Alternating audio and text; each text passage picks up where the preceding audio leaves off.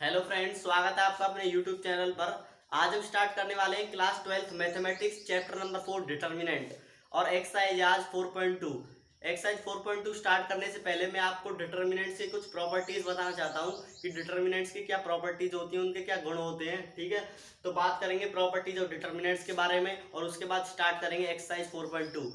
अगर आपने हमारे चैनल को सब्सक्राइब नहीं किया है तो प्लीज़ हमारे चैनल को सब्सक्राइब कर दीजिए और साथ में जो बेल का आइकन है उसको भी दबा दीजिए। ठीक है, चलिए स्टार्ट करते हैं। जो प्रॉपर्टीज होती है डिटर्मिनेंट्स की, जो फर्स्ट प्रॉपर्टी होती है वो होती है यदि किसी भी डिटर्मिनेंट के अंदर यदि हम उसकी रोज को कॉलम्स में चेंज कर दें या फिर कॉलम्स को रोज में चेंज कर दें, देन तो क्या होगा, डेल्टा इजकल टू डेल्टा का ट्रांसपोज। ठीक है, मतलब जो यदि हम किसी भी कोई भी आपको डिटर्मिनेंट दिया हुआ है उसको उसका हम ट्रांसपोज कर दें। ठीक है, ट्रांसपोज करने का मतलब उसकी रोज को कॉलम्स में बदल दें या कॉलम्स को रोज में बदल दें, तो क्या होगा, जो उसका सॉल्यूशन है ना वो बराबर ही रहेगा। मतलब जब रोज या कॉलम्स को चेंज करने से पहले, ट्रांसपोज करने से पहले जो सॉल्यूशन है वही ट्रांसपोज करने के बाद आएगा। ठीक है, तो delta is equal to delta transpose, जो सॉल्यूशन रहेगा वो सेम रहेगा। ठीक है, सेकंड प्रॉपर्टी है यदि किसी भी डिटर्मिनेंट के अंदर यदि किसी डिटर्मिनेंट के अंदर हम कोई दो रोज या कोई दो कॉलम्स को आपस में इंटरचेंज कर देते हैं। ठीक है, जैसे कि हमने मान लिया R1 को इंटरचेंज कर रहे हैं R3 के साथ। ठीक है, मान लीजिए हम C1 को इंटरचेंज कर रहे हैं C3 के साथ। ठीक है, तो क्या होगा, यदि हम दो रोज या फिर दो कॉलम्स, कोई भी दो रोज या फिर कोई दो कॉलम्स को इंटरचेंज कर रहे हैं, तो क्या होगा, जो सॉल्यूशन होगा वो माइनस का, जो पहले सॉल्यूशन है वो हो जाएगा लास्ट में माइनस का सॉल्यूशन। ठीक है, तो क्या चेंज आएगा उसमें, नेगेटिव साइन का चेंज आ जाएगा। ठीक है, थर्ड प्रॉपर्टी है जो डिटर्मिनेंट्स की, वो है किसी भी डिटर्मिनेंट के अंदर यदि कोई दो रोज या फिर कोई दो कॉलम्स आइडेंटिकल हो, आइडेंटिकल मतलब एक जैसे हो, तो डायरेक्ट उसका सॉल्यूशन क्या हो जाएगा, जीरो हो जाएगा। ठीक है, इट मीन्स कोई भी दो रोज कोई भी दो कॉलम्स एक जैसे हैं किसी डिटर्मिनेंट के अंदर, तो डायरेक्ट उसका सॉल्यूशन क्या हो जाएगा, जीरो हो जाएगा डायरेक्ट उसका सॉल्यूशन। ठीक है, फोर्थ है जो प्रॉपर्टी, वो है इन ईच एलिमेंट ऑफ ए रो या कॉलम, मतलब कोई भी डिटर्मिनेंट का रो है या फिर कॉलम है, किसी भी कॉलम का या किसी भी रो का ईच एलिमेंट, ठीक है, किसी भी रो का या किसी भी कॉलम का प्रत्येक एलिमेंट मल्टीप्लाई किया हुआ है हमने सेम फैक्टर के साथ। मतलब मान लीजिए कोई भी आपको डिटर्मिनेंट दिया हुआ है, उसका कॉलम है, एक कॉलम को हमने मतलब हर एलिमेंट को, कॉलम के हर एलिमेंट को सेम फैक्टर के साथ मल्टीप्लाई किया हुआ है, तो हम क्या कर सकते हैं, then the determinant is multiplied by the same factor. ठीक है, तो पूरे डिटर्मिनेंट को उस फैक्टर के साथ मल्टीप्लाई कर सकते हैं। ठीक है, नंबर फोर्थ है in each element of row या column is expressed as the sum of two terms, then the determinant can be expressed as the sum of two determinants. It means in each element मतलब प्रत्येक element के अंदर, किसी भी रो या फिर किसी भी कॉलम के अंदर हमने एक्सप्रेस करके लिखा हुआ है कोई भी दो, मतलब दो टर्म्स प्लस करके लिखा हुआ है, तो क्या कर सकते हैं हम, दो मतलब एक डिटर्मिनेंट को दो डिटर्मिनेंट बनाकर लिख सकते हैं। तो चलिए इस प्रॉपर्टीज को एक्सप्लेन करते हैं, इन प्रॉपर्टीज का मतलब इन प्रॉपर्टी को अच्छे से एग्जांपल के साथ करके देखते हैं, फिर देखते हैं कि ये वाकई में प्रूव होती है या फिर नहीं होती। ठीक है, चलिए स्टार्ट करते हैं, प्रॉपर्टी नंबर 1 से स्टार्ट करते हैं।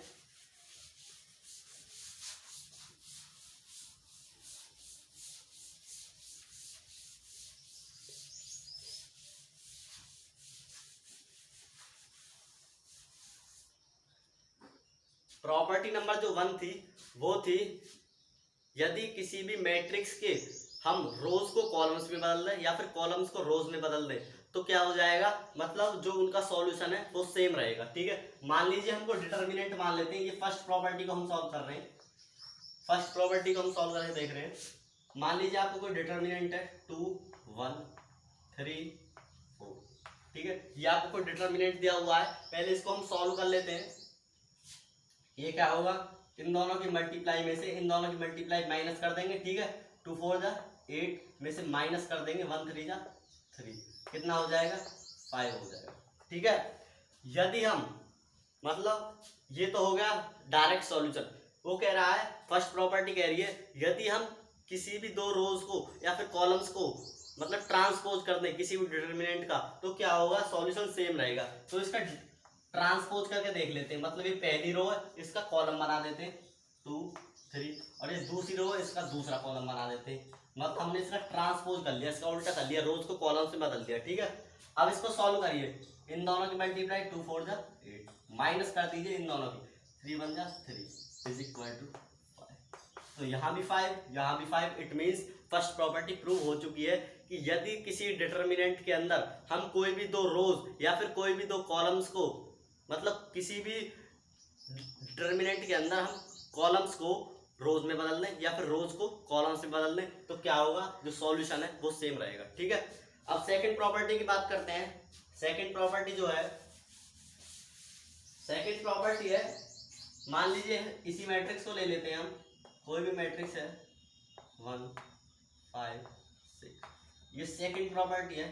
ठीक है, सेकंड प्रॉपर्टी क्या है, किसी भी डिटर्मिनेंट के अंदर यदि हम कोई दो रोज या फिर कोई दो कॉलम्स को आपस में इंटरचेंज कर दें, मतलब आपस में बदल दें, तो क्या होगा, जो सॉल्यूशन है ना उसमें माइनस का अंतर आ जाएगा। ठीक है, पहले सॉल्यूशन प्लस का है, बाद में आकर कैसा हो जाएगा, माइनस का हो जाएगा। ठीक है, तो कैसे करते हैं, मान लीजिए हम R1 और R2 को इंटरचेंज कर देते हैं, ये इंटरचेंज का साइन होता है। ठीक है, R1 की जगह लिख देते हैं R2, R2 की जगह रख देते हैं R1। ठीक है, तो कर दीजिए, ये R1 है, ये कहाँ पर पहुंच जाएगी, R2 की जगह, और जो R2 है ये कहाँ पर आ जाएगी, R1 की जगह।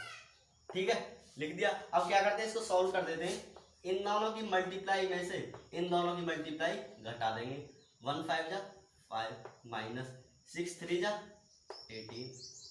ठीक है, क्लियर। अब देखते हैं यहाँ पर क्वेश्चन कितना हो गया, -13। ठीक है, अब क्या करते हैं, ठीक है, ये तो हमने निकाल लिया इंटरचेंज करके, और अब निकालते हैं वैसे ही इनका सॉल्यूशन। मतलब जो सेकंड प्रॉपर्टी है वो है, यदि कोई भी दो रोज या फिर कोई दो कॉलम्स को इंटरचेंज कर दे, और ठीक है, तो उसका सॉल्यूशन में किसका अंतर आ जाएगा, माइनस का अंतर आ जाएगा। ठीक है, ये तो इंटरचेंज करके कर लिया, अब हम वैसे कर लेते, वैसे इसका सॉल्यूशन निकाल लेते। तो क्या करेंगे, इन दोनों की मल्टीप्लाई में से इन दोनों की घटा देंगे। ठीक है, 3 6 जा 18 माइनस कर देंगे 1 5 जा 5, तो कितना आ गया, 13 आ गया। ठीक है, तो सेकंड प्रॉपर्टी जो थी वो थी delta is equal to minus delta. ठीक है, यदि कोई दो रोज को या दो कॉलम्स को इंटरचेंज करेंगे तो उसके सॉल्यूशन में माइनस का अंतर आ जाएगा। ठीक है, पहले सॉल्यूशन कितना है, बिना इंटरचेंज करें 13 है, और बाद में कितना आ गया, -13। तो यही प्रॉपर्टी प्रूव हो चुकी है कि जो फर्स्ट जो सॉल्यूशन, पहले सॉल्यूशन आया उसमें किसका चेंज आ गया, सिर्फ माइनस का चेंज आ गया। ठीक है, तो मतलब किसी भी दो रोज या फिर किसी दो कॉलम्स को हम इंटरचेंज कर देते हैं तो सॉल्यूशन जो होता है वो नेगेटिव, मतलब उल्टा हो जाता है, प्लस होता है तो माइनस हो जाता है, माइनस होता है तो प्लस हो जाता है। ठीक है, clear question, second property clear. अब बात करते हैं थर्ड प्रॉपर्टी के बारे में। थर्ड प्रॉपर्टी जो है वो है,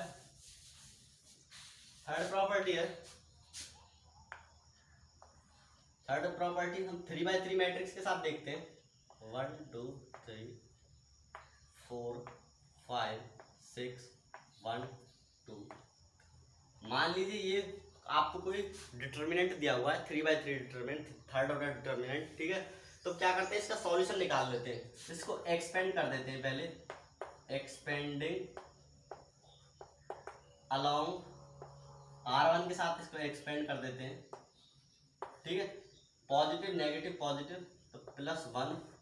अब 1 जिस रो में आ रहा है, जिस कॉलम में आ रहा है, जिस रो में आ रहा है वो डिलीट हो जाएगी, 5 3 जा 15 माइनस 6 2 जा 12।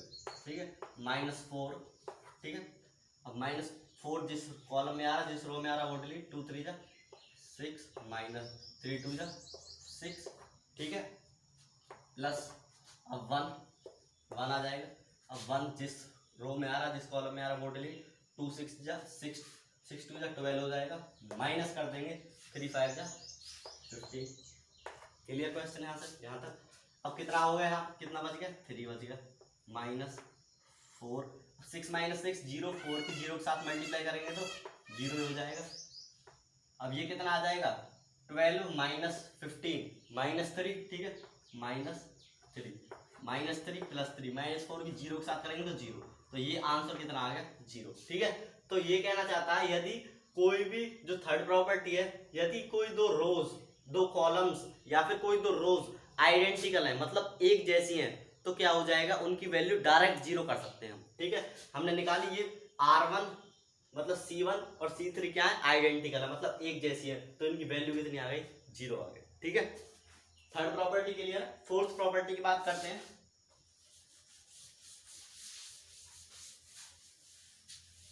फोर्थ प्रॉपर्टी जो है वो है,